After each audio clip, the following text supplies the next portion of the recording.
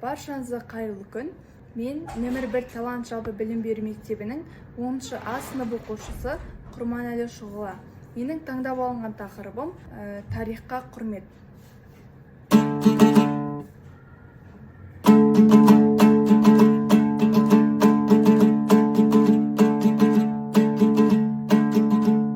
Армысың замандасым жанашыр дос, көңілге қаяу келмес болайық дос. Бүгінгі айтысымыз ерекше екен, тарихты бір ал болашақ болмысымыз. Мен тарихтың үнімен сөйлейін бір, ескіден өнеге көп үлгіде тұр. Күлтегін тасқа жазған бабаларым, тарихсыз болмас ешбір елде ғұмыр. Сан ғасырдың сарыны бар үнімде, сарқылмаған сарқыт жатыр тілімде.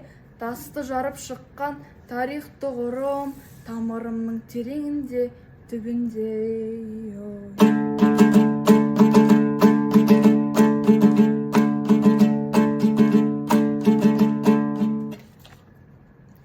Қара жердің түбін түріп көксеме, аспан жақтан баба рухы жетсеме.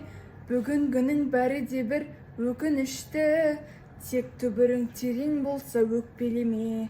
Тарихсыз ұлттыл жетім жанап жаны қуар, біле біл тамырсыз ағаш қурар. Бабалар қаны менен қорғалған жер, тарихта қалған асыл мұралар.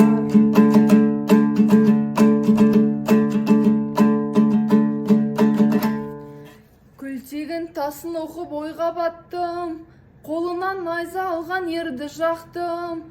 Көктүрік ұрпағы деп мақтан етем, ұрпағы жалқау болса кеш болар тым.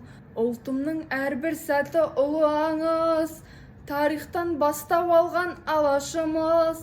Сол үшін қасиет деп айту парыз, жас ұрпақ білсін деп тарихтаңыз.